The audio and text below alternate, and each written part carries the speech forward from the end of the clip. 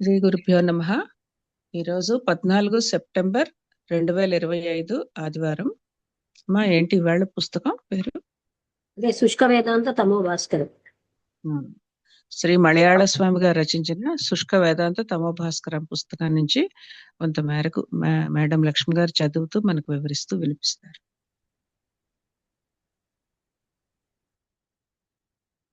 నిన్న అయిన దగ్గర నుంచి కంటిన్యూ చేద్దాం. సదాశివ సమారంభాం శంకరాచార్య మధ్యమాం తస్మదాచార్య పర్యంతాం వందే గురు పరంపరాం. స్తుతి నిందలలో సమత్వం ఎట్లు సిద్ధింపగలదు అనగలదనే విషయమై సంగ్రహముగా వ్రాయుట సముచితమే గాక అనేకులకు చాలా ఉపయోగముగా ఉండునని తలంచెద. ముఖ్యముగా ముముక్షువులకే గాక ముక్తులకు కూడా ఇది గొప్ప ఉపయోగకరం. అనేక భక్తులు అప్పుడప్పుడు దీనిని గురించి ప్రస్తావించుట కూడా కలదు. అంతేగాక మనఃప్రశాంతి నొందరు. ద్వైత ప్రపంచము మాయము గాదు, కరుణ గలగదు, ఆనందం అనుభవింప సమర్థులు గారు.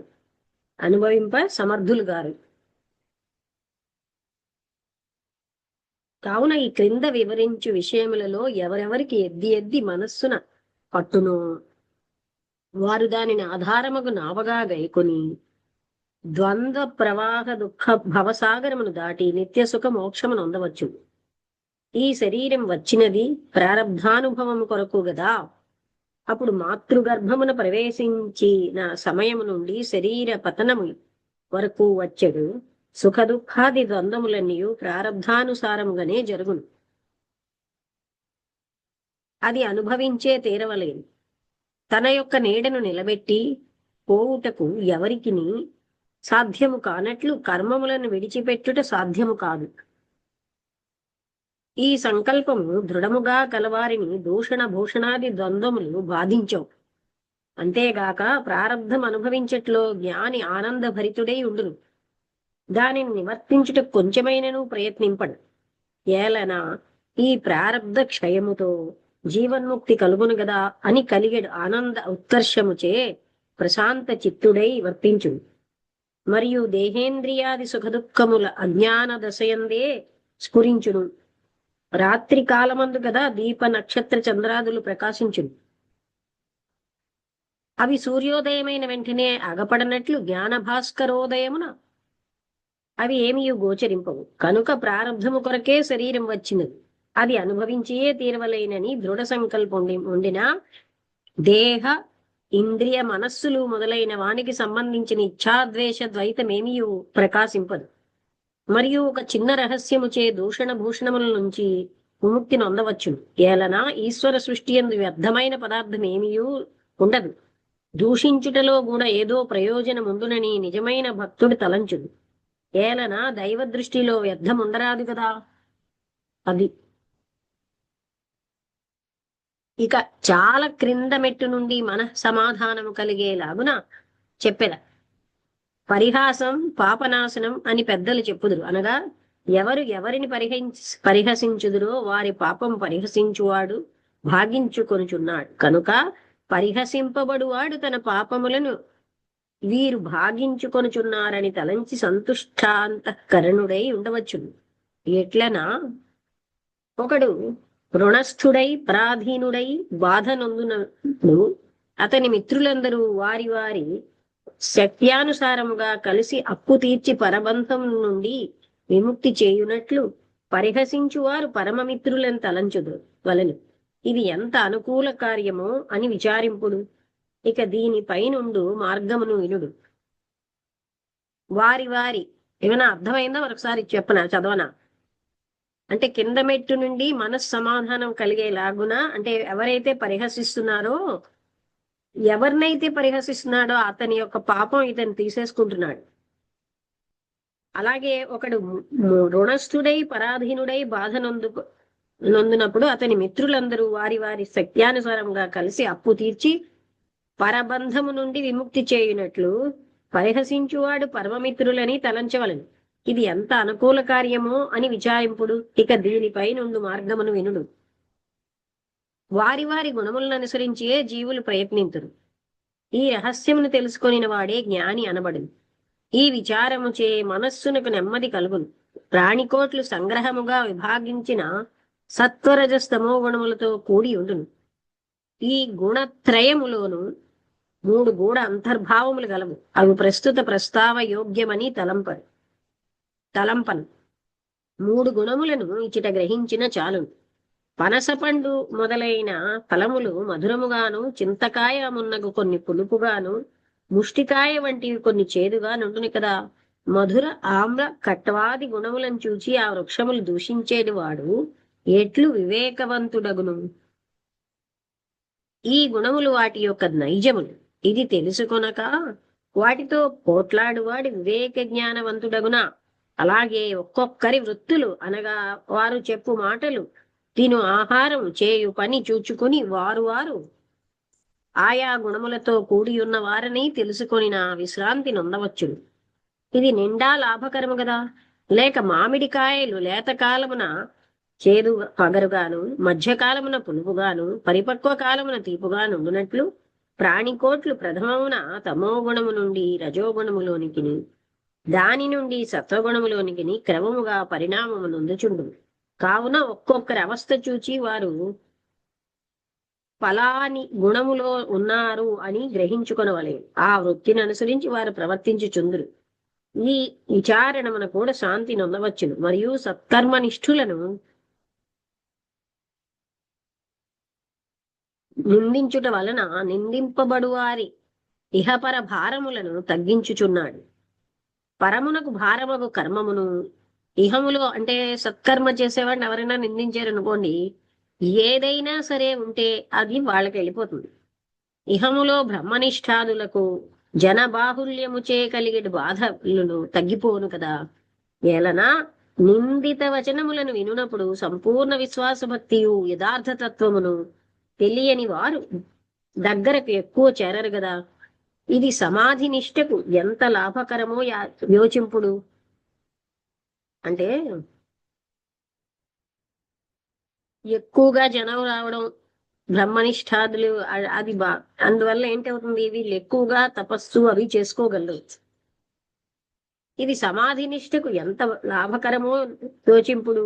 శ్రేయకాంక్షులెవ్వరును సత్పురుషులను నిందించు పాపములను వినుటకు శ్రద్ధ చూపకుడు. అంటే ఎవరైతే మనస్సు మంచిదిగా ఉంటుందో వాళ్ళు సత్పురుషులను నిందించడంలో శ్రద్ధ చూపించరు. అంటే శ్రేయస్సు కోరేవారు. అలా కాకుండా మిగతా వాళ్ళకి చెడు వినాలని ఇష్టం ఉన్నాడు. అందుకనే సత్పురుషుల్ని ఎక్కడ ఎవరు నిందించినా వాళ్ళకి అంటే ఇదే చెప్తున్నారు, వాళ్ళకి ఏమాత్రమైనా ఉన్నా అదంతా పోతుంది. తర్వాత వాళ్ళు ఎక్కువ కాలం మనస్సుని సంపూర్ణ విశ్వాస భక్తితో ఉంచుకునే అవకాశం వస్తుందంటున్నారు. నిందించు పాపవచనములు వింటకు శ్రద్ధ చూపకుడు, నిందించు వానిని అనుకరింపకుడు. ఏలనా మీరును వ్యర్థముగా ఆ పావన పురుష నిందలో చేరిన వారై దుంతము నొందు కోరుచున్నారు. దుంతం అంటే ఏమిటో, నొంద కోరుచున్నారు. దురితం, చెడు. భగవంతుడు నన్ను నిందించు వారినైనా క్షమింతునే గాని నా భక్తులను నిందించు వారిని శిక్షింపక మానని ప్రతిజ్ఞ చేసి ఉన్నాడు. మరియు కర్త కారయిత చైవ ప్రేరకశ్చానుమోదక పుణ్యకార్యే పాపకార్యే చత్వార ఫలభాగినః. చేయువానికి, చేయించువానికి, ప్రేరేపించువానికిని, అనుమోదించువానికిని కార్యమైనను పాపకార్యమైనను సమాన ఫలమని శాస్త్ర సిద్ధాంతము. దూషించువాడు ఒక్కరిని దూషించుట తనలో గల ఒక గొప్ప దోషమని నేటికి కాకుండా రేపటికైనా తెలుసుకున్న అవస్థ వచ్చును. అప్పుడు రాహువుచే విముక్తి నొందిన చంద్రుని వలె ప్రకాశించు. ఇక్కడ ఏంటంటే చేయువానికిని, చేయించువానికిని, ప్రేరేపించువానికి, అనుమోదించువానికిని పుణ్యకార్యమైనను పాపకార్యమైనను సమాన ఫలము శాస్త్ర సిద్ధాంతం. దూషించువాడు ఒక్కరిని దూషించుట తనలో గల ఒక గొప్ప దోషమని నేటికి కాకుండా రేపటికైనా తెలుసుకున్న అవస్థ వచ్చును. అప్పుడు రాహుచే విముక్తి నొందిన చంద్రుని వలె ప్రకాశించును. నాలుగోది, ఈ నాలుగవ విషయంలో ప్రశాంతముగా యోచించిన చాలా మట్టుకు నిర్మలత్వం నందవచ్చు. దూషించెడు వాడు లేనిచో చాలా ప్రమాదమునకు కారణము ఉండును. తన యొక్క దోషము తనకు తెలియట ప్రయాసం. మీ నేత్రములచే దృశ్య ప్రపంచమంతయు చూచుచున్నారు, అన్ని రంగులను కనుగొనుచున్నారు. మీ నేత్రము ఎరుపో నలుపో తెలుపో అని మీకు తెలియదు కదా. అలాగే సామాన్య జనులకు ఇతరుల దోషగుణములను విమర్శించడు బుద్ధియే ఉండును, కాని వారు తమ యందు గల దోషమును చూడరు. వీరు పశుప్రాయులు, వీరిని మార్జాల వయపాస రీతిలో గణించుదురు. పయః అనగా పిల్లి దొంగ వృత్తిలో పాలు త్రాగునప్పుడు నేత్రములు మూసుకొనియే ఉండును. పాపము దాని విచారణమేమన కన్నులు మూయినప్పుడు చీకటి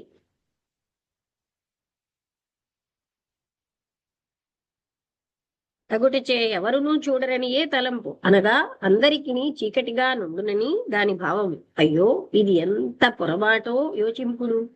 తనలో గల దోషమును కనుగొన ప్రయత్నింపక ఇతరుల దోషములను వివరించు మోనుచువాడు సర్వతోపరి భాగము నుండి జలము క్రిందికి పడినట్లు తన ఉన్నత స్థితి నుండి పతితుడగుచున్నాడు. ఎవడు తనలో గల దోషమును పరిశీలించుటకై అంతరదృష్టిలో ప్రవేశించును, అతడు ఏలాగున నది వేగముగా ప్రవహించి సముద్రములో ఐక్యముందును అలాగున ఆత్మయందు ఐక్యమొందుచున్నాడు. అనగా ఈశ్వర సన్నిధిని ప్రవేశించుచున్నాడు, ఆత్మను దర్శించుచున్నాడు. ఇది సత్యమని మరువకుడు. అంటే తాను ఏం చేసినా ఎవరు చూడరని భావంతో పిల్లి ఎలా అయితే పాలు తాగుతుందో, అలాగే జ్ఞానం ఉన్నవాడు అంటే అజ్ఞాని. సార్ ఉండండి, ట్యాబ్ ఎందుకో ఆగి ట్యాబ్ ఛార్జింగ్ ఉంది.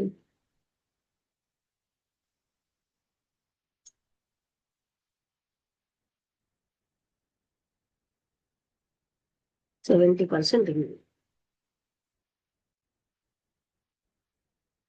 అంటే ఈ స్తుతి నిందలు కోసం చెప్తూ ఆయన అంటే రెండిట్లో సమతుల్యంగా ఉండడం, ఎందుకంటే అవి కూడా మన మంచికే అని చెప్తున్నారు.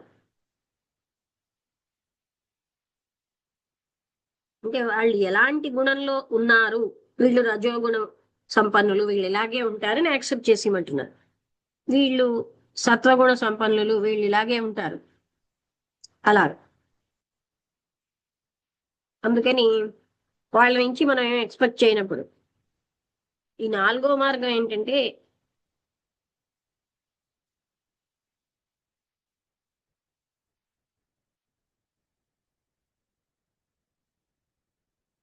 తనలో దోషాన్ని చూడకుండా ఇతరుల్లో దోషాన్ని చూస్తూ ఉంటారు ఎక్కువ మంది.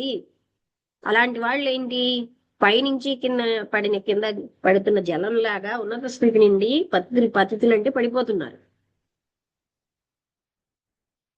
ఎవడు తనలో గల దోషాన్ని పరిశీలించడానికి అంతరదృష్టిలో ప్రవేశిస్తాడో అతడు ఎలాగున నది వేగంగా ప్రవహించి సముద్రంలో ఐక్యమొందునో అలాగే ఆత్మలో ఐక్యం అందుతున్నాడు. అందుకంటే ఈశ్వర సన్నిధిని ప్రవేశిస్తున్నాడు, ఆత్మను దర్శించుచున్నాడు. ఇది సత్యమని మరొకడు. అంటే తనలో దోషాలు తెలుసుకుని అది బాగు చేసుకుని ఉన్నత స్థితికి వెళ్తారు. యథా సునిపుణ సమ్యక్ పరదోక్షే క్షణే రతః తథా చేన్నిపుణస్యేషు కోనముచ్యేత బంధనా. ఎలాగున పరదోషాల్ని వెదకడానికి నేర్పు గలవాడై సదా ప్రయత్నించును, అదే రీతిగా తనలో గల దోషాల్ని పరిశీలించి నివృత్తి చేయుటకై ఎవడు ప్రయత్నించునో అటువంటి వాడు జలధనము నుండి అతి శీఘ్రముగా విముక్తుడగును, బంధనము నుండి. మరియు ఒకటి దూషించినప్పుడు తనలో గల దోషాన్ని కనుక్కుని దాని నుండి నివృత్తి నొందుటకు అవకాశం దొరికినది కదా. ఏదైనా మనకు తెలియకుండా సూక్ష్మమైన దోషం ఉంటే దాంట్లోంచి విముక్తి చెందొచ్చు. వారు చెప్పకపోయిన మన ఆత్మోన్నతికి హానికరం కదా. కనుక మనలో గల తప్పిదమును తిలకించెడు వారు మనకు గురువనియే తలంచవలేను. దోషము నుండి తొలగించువారు కదా గురువులు. ఒకవేళ వారు చెప్పిడి దోషము మనలో లేనిచో మన యథార్థ స్థితిని వారికి తెలియలేదని నెమ్మదిగా నుండవచ్చు. ఒక భిక్షువు సంతృప్తిగా భుజించి ఏకాంతమున విశ్రమించుచుండగా యథార్థము తెలియని కొందరు అయ్యో ఈ సాధువు ఆకలితోనున్నాడని చెప్పుకొనినా ఆ తృప్తాత్మ ఏమి తలంచును? మన యొక్క స్థితిని వీరు తెలియక చెప్పుచున్నారని వివేకము లేదనియో తలంచి తూష్ణీం భావముతో అంటే ఉదాసీన భావంతో ఉండును కదా. ఇది మీకు మంచి యోచనయే. అది అంటే తూష్ణీ భావం అంటే వీళ్ళకేం తెలియదులే అందుకే ఇలా ఉంటున్నారు అని. ఐదవది ఏంటంటే ఈ ఐదవ మార్గం కూడా జితేంద్రియుడై విచారించనేని నిశ్చల తత్వమునకు ఎలాంటి సంశయము లేదు. సుఖము దుఃఖము స్తుతి నింద మాన అవమానాది ద్వంద్వములలో సమభావన గలవాడే కదా జ్ఞాని అనబడింది. కనుక స్తుతి నిందలలో సమత్వము కలుగుచున్నదా లేదా అని విచారణ చే మనస్సును త్రిప్పుకొనవచ్చును. అంటే అన్నారు కదా ఎవరైనా నిందించారని మనస్సును చెందపరుచుకోకుండా ఆ నిందలో నిజముందా లేదా, ఉన్నదంటే అది మనకు మంచిదే కదా, అందులోంచి అలాంటి వాటిలోంచి బయటపడాలి మనం. అందుకని పొగిడినా నిందించినా సమత్వం కలుగుచున్నదా లేదా అని విచారణ చే మనస్సును త్రిప్పుకొనవచ్చును. అట్లు నిందించువారు లేనిచో మనకు సమత్వం కలిగినదా లేదా అని తెలియుటకు మార్గము లేదు కదా. కావున తనలో గల దోషములను సవరణ చేయ తలంచు వారికి దూషణము భూషణమే అగును. పరీక్ష ఒక్కటి లేనిచో పాఠముల నుండి ఎట్లు ఉత్తీర్ణుడగును? మిత్రులారా, మనల్ని అందరూ స్తోత్రము చేయ విషయములో చాలా అపాయమునకు అవకాశం కాగలం. ఏలన అజాగ్రత్త పడుటయే గాక ప్రమాదమునకు మెండు మార్గముందు. నిందించినప్పుడు ఏ పని చేయనప్పుడును చాలా జాగ్రత్తతో ప్రయత్నించు. ఇది గొప్ప అనుగ్రహం కదా. ఆరోది ఈ క్రింద వివరించే సంగతులలో మనసుని ప్రవేశపెట్టిన స్తుతి నిందలలో ఏకత్వం ఉండవచ్చును. అది ఎట్లనా ప్రపంచము ద్వైతముతో కూడినది గనుక దీనిని గురించి చింతింపబని లేదు. పగలు రాత్రి, సూర్యుడు చంద్రుడు, పురుషుడు స్త్రీ, వర్షము ఎండ, మధురము చేదు, సుగంధము దుర్గంధము, తెలుపు నలుపు, అగ్ని జలము, దేవతలు అసురులు మొదలైనవన్నీ ఆకర్షణ వికర్షణముల వలె ఒక్కొక్క దానికి విరుద్ధ ధర్మములతో కూడి ఉన్నవి. కనుక ఇది ప్రకృతి ధర్మం. వీటికి పరమైన పరమాత్మను వీటితో సంబంధము లేదు కదా. సూర్యుడు సమస్తమైన మంచి చెడు వస్తువులలో ప్రతిబింబించినను ఆ దోషములు సూర్యుని యందు ఎట్లు ఉండవో అలాగే ఇవన్నీ దేహ ఇంద్రియ మనస్సులు మొదలైన వాటి ధర్మములే గాని నీటికి వీటికి గవులు సాక్షియే ఆత్మయగు తన కంటదు కదా. అంటే ఆత్మకి వేది అంటం అని చింతించిన ఆ ద్వంద్వ బాధ నుండి తప్పించుకొనవచ్చును. ఇంకను దీర్ఘముగా విచారిస్తే దూషణము లేని వాడు ఎవరునూ లేరుట. సాక్షాత్ పరమశివుని కొందరు మత భ్రాంతులైన వీర వైష్ణవులు, అదే రీతిగా శ్రీమన్నారాయణమూర్తిని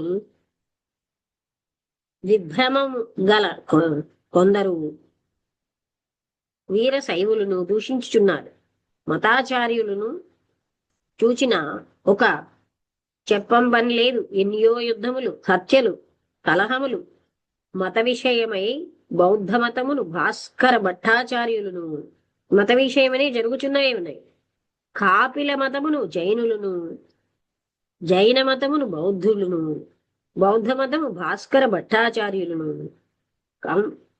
కర్మకాండ ప్రవర్తకు తగు భట్ట మతస్థులను శ్రీ శంకరులను, శాంకర మతమును శ్రీ రామానుజులను, శ్రీ రామానుజ విశిష్టాద్వైత మతమును వేదాంత దేశికులను, వీరందరినీ మధ్వాచార్యులను, శ్రీ మధ్వద్వైత మొదలుగా గల అన్నింటినీ దయానందుని ఆర్యవంతమును రాజారామ మోహనరాయ్ బ్రహ్మ సమాజమును నిందించుచున్నది. రాజారామ మోహనరాయ్ బ్రహ్మ సమాజమును నిందించుచున్నవి. అంటే ఇవన్నీ ఒకదాన్ని ఒకటి నిందిస్తున్నాయి. అలాగే క్రైస్తవ మహమ్మదీయ జోరాష్ట్ర మతములకు పరస్పర దూషణాదులు జరుగుచునే ఉన్నవి. పై చెప్పిన సామాన్య పురుషులు కారు కదా, వీళ్ళందరూ పై చెప్పిన వారు అన్నింటిలోనూ అవాంతర భేదములు ఎన్నియో గలవు కాని వారందరూ సామాన్య పురుషులు కాదు కదా, అపార దైవశక్తి గలవారే. వీరి అనుయాయులను అల్ప స్వల్పులా కారు, మహామేధా సంపత్తి గలవారలే. వారందరూ నిజ మార్గము తెలియని వారని అనవచ్చునా?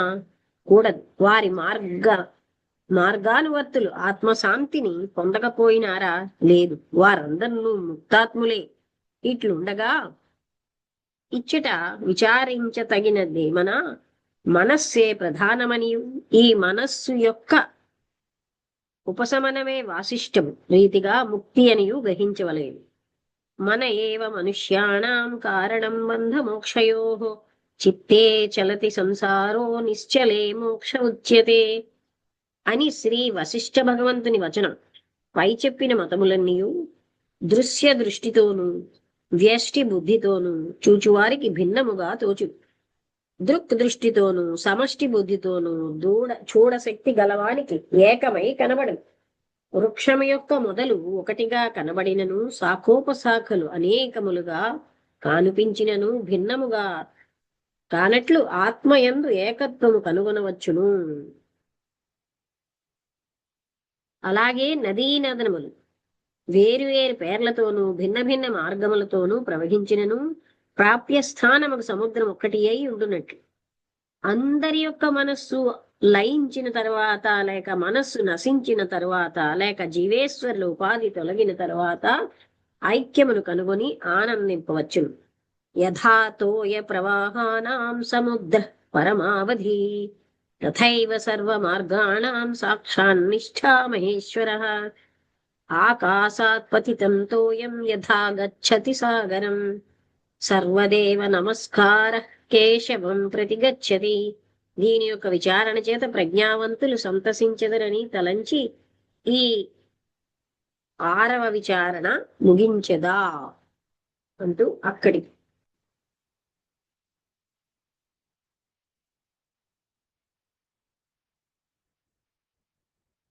తర్వాత సుహృన్మిత్రార్యుదాసీన మధ్యస్థద్వేష్య బంధుషు సాధుష్వపి చ పాపేషు సమబుద్ధిర్విశిష్యతే. సుహృత్తనగా ప్రత్యుపకారమును కోరక ఉపకారము చేయువాడు, మిత్రుడనగా స్నేహము గలవాడు, ప్రత్యుపకారమును కోరి ఉపకారము చేయువాడు, ఉదాసీనుడి ఎవ్వని పక్షము చేరనివాడు, మధ్యస్థుడనగా విరోధము గల ఉభయులకు హితమును కోరువాడు, ద్వేష్యుడనగా తనకు అనిష్ట కార్యము చేయువాడు, బంధు అనగా చుట్టం, సాధు అంటే బ్రహ్మనిష్ఠుడు, పాపుడంటే నిషిద్ధ కార్యము చేయువాడు, సమబుద్ధి అనగా కర్తయ్యవాడు, కర్మమేది అని విమర్శించి బుద్ధిని చేయనివాడు.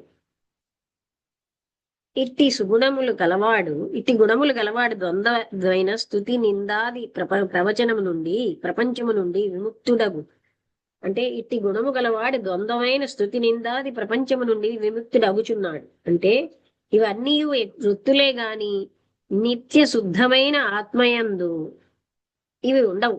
ఆత్మయందు రమించువాడు జ్ఞానియు, అనాత్మయందు రమించువాడు అజ్ఞాని అని గ్రహింపుడు అని భగవద్గీత 6వ అధ్యాయం. తత్ర కో మోహ శోక ఏకత్వమనుపశ్యతః. ఈశావాస్యోపనిషత్తు రీతిగా ఒకటే ఆత్మ సర్వజీవరాశులలో ఉండగా ఎవరిని ద్వేషించును, ఎవరిని ప్రేరేపించు? శోకమోహములు అవకాశం ఎక్కడిది? ఈ క్షతే యోగయుక్తాత్మ సర్వత్ర సమదర్శనః.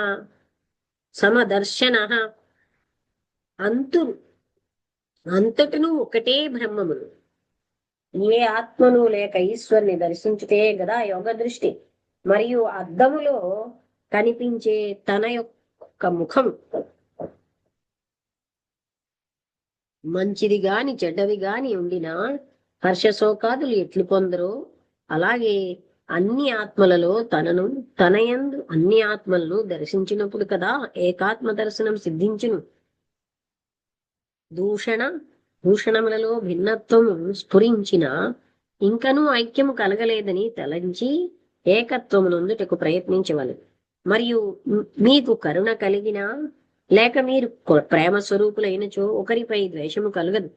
ఎట్లనా ఒకనికిద్దరు భార్యలుండిరని గ్రహింపుడు. వీరిలో ఒక్కరియందు అమిత ప్రీతి ఉండినా ఆమె ఎన్ని తప్పులు చేసినను వానికది దోషముగా కనిపించదు.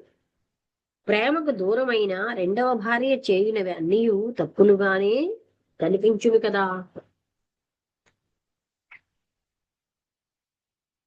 లేక అతి ప్రేమ భాజనమైన చిన్న బిడ్డ ఎన్ని తప్పిదములు చేసినను కరుణగల తల్లికి అవి అన్నీ ఆనందమయమై కనిపించును. లేక ఆనందమయమై కనిపించును. అదే రీతిగా కొన్ని వనమూలికలను నమలిన తర్వాత ఏ వస్తువు తినినను మధురముగానే ఉండును. జ్వరాది రోగముచే జిహ్వ అరుచి నొందిన వానికి రుచికర పదార్థములు కూడా చేదుగా కనిపించును కదా. అలాగే జ్ఞాని అయిన వారికి అంతయును ఆనందమయమే కనిపించును. అజ్ఞానైన వానికి మంచి కూడా చెరుకుగా కనబడను. ఇంతేగాక మన సోదరులలో ఒక్కడు చెడు కార్యములు చేసి దుర్దశను పొందినప్పుడు అయ్యో మన సోదరుడు చెడిపోచున్నాడని ఎలాగున జాలి కలుగును. అలాగే మీరు కరుణామూర్తులైన నిందించు వారిని చూచి అయ్యో ఇతడు సాధుమూర్తులను దూషించి అధపతితుడగుచున్నాడే అని దయ కలిగి పరితాపపడతారు. కాబట్టి అంతయు బ్రహ్మమై కనిపించుటకు ప్రయత్నించు వారు ద్వంద్వాతీత నిర్వాణ పదము నుండి నిత్య సుఖ స్వరూపులగుదురు. ఇక దీనికి సంబంధించిన శ్లోకములు క్రింద వివరించదు. దహ్యమానాసుతివ్రేణ నీచాః పరయశోగ్నినా ఆసక్తాస్తత్సదం గంతుం తతో నిందాం ప్రకుర్వతే. నీచ స్వభావం గలవారు ఇతరుల యశస్సు అగ్నికి గురి అయి పూర్వజాలక మండి పడుచుందురు. ఏలనా వారు అనుభవించు వైభవము మనకు దొరకలేదని తలంచి పెట్టు విధములుగా దూషించుచుందురు. దుర్జన సుజనం ద్వేష్టి ధార్మికం చాప్యధార్మిక రూపవంతమరూపోసి దుర్బలో బలవత్తరం అకర్మీ కర్మిణం ద్వేష్టి ధనవంతం చ నిర్ధనః నిర్గుణో గుణవంతం చ పేతస్య కలిలక్షణం. దుర్జనుడు సజ్జనుని, అధర్మపరుడు ధార్మికుని, రూపవంతుని, బలహీనుడు బలవంతుని స్వభావముగా దూషించుచుందురు. ఇది కలి మహిమయే కాని వేరు కాదు. అదే విధముగా దుష్కర్మము చేయువాడు సత్కర్మ పరుని, దరిద్రుడు ధనవంతుని, గుణహీనుడు సుగుణ సంపన్నుని నిందించుచుండును. ఇదే కలి యొక్క లక్షణమని తెలియదగినది. అనగా కల్మష పురుషులు స్వభావమని గ్రహించవలేను. ఇక్కడి కాపుడం అంటే అయితే ఇది కూడా చదివేస్తాను. దాతను చూచి లోభి పరతత్వవిదుంగని మూర్ఖుడు శివప్రీతుని చూచి నాస్తికుడు వేరు వహించు పతివ్రతైనయో నాతిని చూచి జారినియో నక్క పులింగని హతవేసి కొన్రీతిని నోర్వగజాలడు మరేమి వచింపుము పుత్రరత్నమా. మరియు ఇంకను ముక్తాత్ముడు తనకు గలుగు స్తుతి నిందాది ద్వంద్వమును ప్రారంధమని తలచి వాని నివృత్తికి ప్రయత్నించినను నిలువదు. ఒకవేళ నిలువ చూచినను ఆగామి అయి పరిణమించి పునర్జన్మమునకు కారణమగును అని అతనికి బాగుగా తెలియను. జ్ఞానోదయాత్ పురారబ్ధం కర్మ జ్ఞానాన్న నశ్యతి అదత్వా స్వఫలం లక్ష్యముద్దిశ్యోశ్రుతి బాణవత్. అంటే వ్యాఘ్రబుద్ధ్యా వినిర్ముక్తో బాణ పశ్చాత్తు గోమత నతిష్ఠతి భినక్త్యేవ లక్ష్యం వేగేన నిర్బలం. జ్ఞానోదయమైన తరువాత కూడా శరీరము పతన పర్యంతము ప్రారంధ కర్మం నశింపదు. ఏలనా లక్ష్యమును ఉద్దేశించి విడిచిన బాణము ఆ గురిని తప్పక భేదించును కదా. ఒకడు రాత్రి కాలము వేటాడుటకు జలాయస తీరమున ఉండగా ఒక ఆవు వచ్చి జలము త్రాగుచున్నది. చూచి పెద్ద పులి అని తలంచి బాణమును విడిచి తరువాత గోవు అని బుద్ధి కలిగి పశ్చాత్తాప పడినను ఆ బాణము నిలువక లక్ష్యమును భేదించును కదా. అదే రీతిగా అజ్ఞాన దశయందు చేయబడిన కర్మము ముక్త బాణము వంటిది. అది జ్ఞానోదయమైన తర్వాత కూడా దేహ విముక్తిని పర్యంతము ఆవరించును. సంచితము ప్రారంభము ఆగామి అని కర్మ త్రివిధములు. సంచిత కర్మము పొదిలో నుండి అటువంటి అంబు అంటే బాణం లాంటిదని, ప్రారంధము విడిచిపెట్టిన బాణం, ఆగామి అనుసంధానము చేసిన శరం అంటే బాణం వంటిదని గ్రహించవలెను. తూణీరం మందుండు బాణములు కర్తృత్వము నశించిన ప్రయోజన పడవు. తూణీరమందు ఉన్న బాణములు కర్తృత్వము ప్రారంధమును అనుభవించి కర్తృత్వము నశించిన ప్రయోజన పడవు.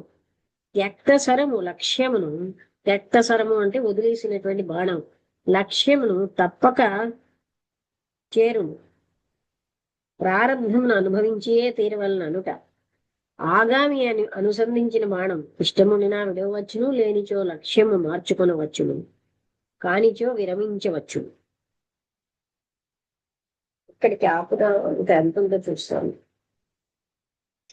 118. చాలా ఉంది.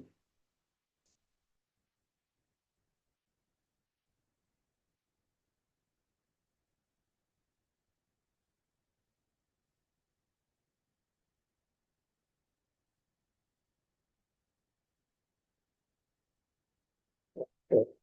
116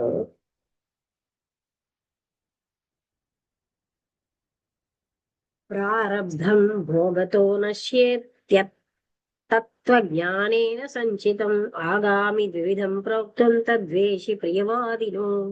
అంటే ప్రారంభం అనుభవించే తీరవలను తత్వజ్ఞానాగ్ని యందు సంచితం భస్మమగును. ఆగామి యొక్క పుణ్యపాప కర్మములు వందించువారును నిందించువారును భాగించుకొనిది. అనగా బ్రహ్మనిష్ఠులయందు విశ్వాస భక్తి గల వారికి పుణ్యము, నిందించు వారికి పాపము విభాగింపబడును. కనుకనే సత్పురుషులు ఎప్పటికీ నిందింపరాదని భావం. సాధు బాధ కులక్షయం అని శాస్త్రకర్తల మతం. ఇంకా సంపూర్ణ విరక్తుని లక్షణము తెలిపారు.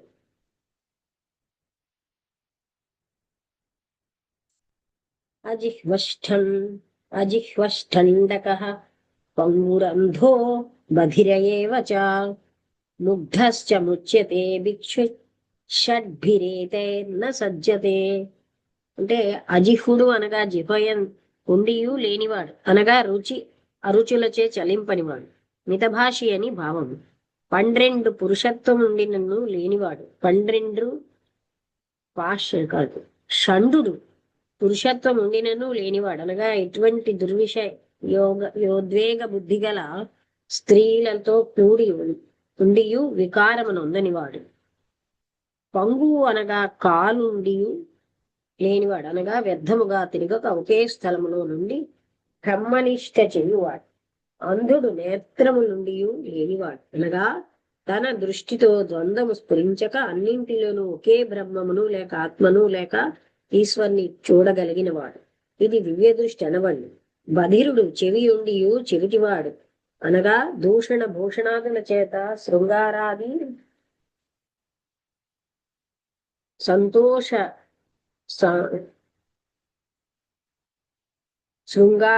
సంతోష వచనముల చేతను దుఃఖకరముగు వాచకముల చేత చలింపనివాడు. ముగ్ధుడు అనగా జడప్రాయుడు అనగా శరీరేంద్రియములు అన్నీ అచేతనము అనియు వీటికి ఎలాంటి వృత్తులు లేవనియు ఆత్మ ఒకటియే చేసిన చేతనమనియు ఆ స్వరూపమే తాననియు బోధించగలవాడు. ఆహా, ఎంత మహా పదవి చూడుడు!